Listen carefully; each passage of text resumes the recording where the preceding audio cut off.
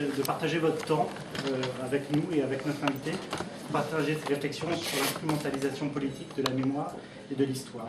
Je tiens également à remercier tout particulièrement M. Georges Bensoussan, historien, rédacteur en chef de la revue Histoire de la Shoah. Vous êtes depuis plusieurs années l'un des spécialistes de l'histoire de la Shoah, du sionisme, de la reconstruction mémorielle et idéologique, ainsi qu'une figure intellectuelle du judaïsme français. Vous êtes auteur de plusieurs ouvrages, la liste sera... je ne vais pas tous les citer, mais vous êtes auteur notamment d'un dictionnaire de la Shoah avec Jean-Marc Dreyfus, Édouard Husson, Joël Kotek, Un nom impéritable, Israël, le sionisme et la destruction des Juifs en Europe, paru au Seuil en 2008, ainsi que des territoires perdus de la République, antisémitisme, racisme et sexisme en milieu scolaire, avec Yanis Roder, entre autres, qui est présent parmi nous. J'aimerais juste ajouter un article que vous avez publié, peut-être en lien avec la conférence d'aujourd'hui, en 1994, dans la revue Le Débat, Histoire, mémoire et commémoration vers une religion civile. Permettez-moi également de saluer M. Yanis Roder, historien, auteur du tableau noir La défaite de l'école. M. Tal Brutman, historien également, auteur de la France auteur avec Michel Vinocq et Laurent Julie de la France anti-juive de 1936, l'agression de Léon Blum à la Chambre des députés. Permettez-moi également de saluer M. Karel Frakapan, qui est responsable des relations internationales du Mémorial de la Shoah à Paris. J'essaierai d'être extrêmement bref. Autour de plusieurs personnes sont réunies pour vous écouter, Georges. Vous avez des journalistes, des historiens, des anciens ministres, voire des futurs ministres. Je me permettrai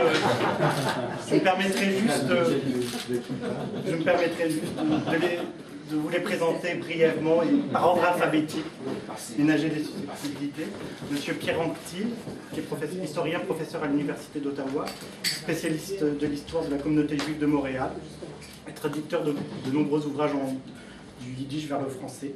Monsieur Éric Bédard, qui est professeur à l'UQAM, chercheur associé à la chaire de recherche du Canada en études québécoises et auteur du livre Les réformistes, une génération canadienne-française au milieu du XIXe siècle. Monsieur Elie Benchetrit, rédacteur en chef de La Voix séfarade. Madame Gilberte Cohen-Kali, journaliste et chroniqueuse à Radio Shalom. Monsieur Abdel Radidades, journaliste, fondateur du groupe Atlas Media, qui est un organe de presse dédié aux Marocains vivant au Canada. Monsieur Philippe Ellara, le directeur des affaires publiques du Comité Québec-Israël. Monsieur Joseph Facal, sociologue, professeur à HEC Montréal, ancien président du Conseil du Trésor et ministre d'État à l'administration et à la fonction publique. Monsieur Facal est actuellement donc professeur à HEC Montréal et a soutenu une thèse de doctorat sous la direction de Raymond Bidon. Pour les Français, ça signifiera quelque chose. Monsieur Marco Fortier, journaliste à la revue Frontenac. Madame Agnès Gruda, qui est journaliste et chroniqueuse au journal La Presse. Monsieur Michel Joanny-Fortin, journaliste à l'Express d'Outremont. Monsieur Elias Lévy, qui est journal au Canadian Jewish News. Et ainsi, j'aimerais terminer par Madame Chantal Ringuet, qui est docteur en études littéraires et qui a reçu, il me semble, un prix littéraire pour son œuvre Le sang des ruines. Je voudrais juste terminer pour dire que M. Bensoussan prendra la parole pendant environ 30 minutes. Non. Un peu moins, Alors, de toute façon, à la suite, j'espère que à la suite, une période de questions va s'ouvrir, accompagnée d'un repas. Et j'aimerais juste terminer pour ouvrir vos propos, c'est sur une phrase de Pierre Nora qui expliquait que la mémoire s'impose juge, elle ne doit pas prendre en otage l'histoire qui étudie, scrute, analyse et expulse. Donc je vous cède la parole. Très bien.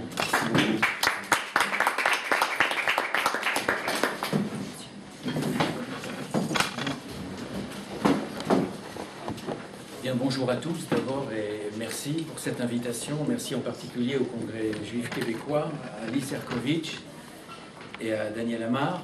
Et comme on a convenu avec Daniel tout à l'heure, il ne s'agit pas réellement d'une conférence en bonne et due forme. Il s'agit simplement d'une introduction à un débat entre nous tous sur des questions qui sont résumées dans le libellé, c'est-à-dire une instrumentalisation, une exploitation de la mémoire. Je voudrais passer en revue rapidement quelques points précis qui peuvent donner lieu à débat. Et puis ensuite, je crois que tout l'intérêt, bien sûr, c'est d'échanger entre nous et de ne pas faire ici un cours magistral, une leçon magistrale. Ça n'aurait pas, à mon sens, une grande signification. Quand j'ai découvert le sujet d'aujourd'hui en entrant dans cette salle, instrumentalisation et exploitation de la mémoire de la Shoah, et c'est d'ailleurs ce qui fait tout le sel de la rencontre aussi, hein, c'est qu'on improvise, je me suis dit qu'on ne pouvait pas ne pas commencer par quelque chose qui saute aux yeux de nous tous. C'est le lien que fait l'opinion publique partout en Europe, je pense ici au Canada aussi, aux États-Unis, entre la création de l'État d'Israël et la Shoah. Et s'il y a bien un domaine où on peut parler d'une instrumentalisation de l'histoire de la Shoah, et je laisse de côté pour l'instant le mot mémoire, et vous avez à juste titre rappelé la phrase de Nora, pour dire combien la mémoire est un véritable poison, et combien elle empoisonne l'histoire, et combien nous devons à la fois nous servir des témoignages et nous défier terriblement des témoignages, parce qu'il n'y a pas plus piégé que le témoignage. Je crois que ce domaine de la création de l'État d'Israël comme résultat de la Shoah, c'est l'une des pires erreurs collectives dont l'instrumentalisation politique de la Shoah a donné lieu aujourd'hui, a donné prise aujourd'hui.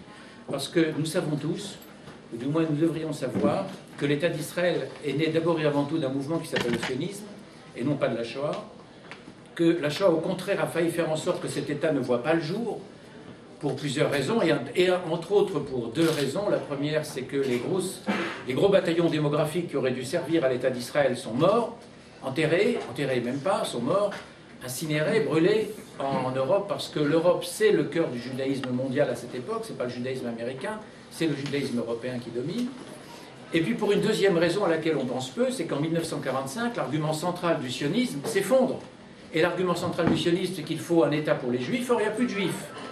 En Europe, les 2/3 du judaïsme européen, sinon même 70%, ont été détruits. Et Ben Gurion, le leader du mouvement sioniste dans le Yishuv, dans la communauté juive de Palestine, craint à juste titre qu'on mette en avant demain cet argument, que la future organisation des Nations Unies mette en avant cet argument. Pourquoi maintenez-vous cet argument, cette volonté de créer un État juif alors que le conflit avec les Arabes est déjà là, prégnant depuis au moins 50 ans, alors qu'il n'y a plus de juifs, ou quasiment plus de juifs, pour lesquels cet État pourrait être créé.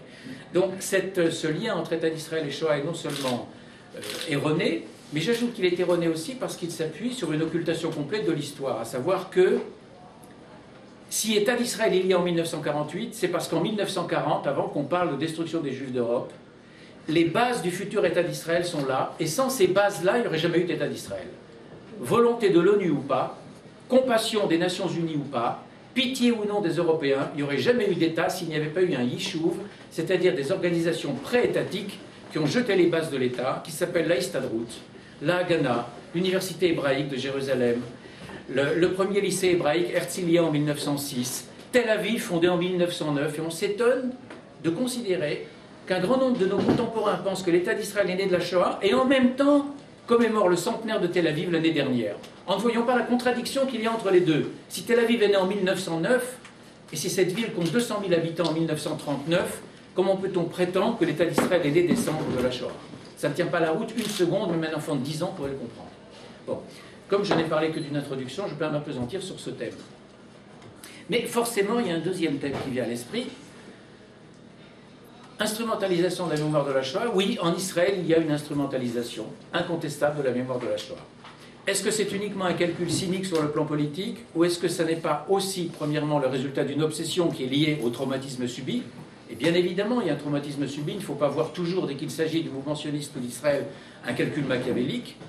Mais il y a aussi le fait que si la Shoah est constamment remise sur le devant de la scène en Israël, c'est parce que c'est le seul État au monde dont l'existence est aujourd'hui menacée, dans son essence même, par d'autres États, et en particulier par un État que chacun connaît.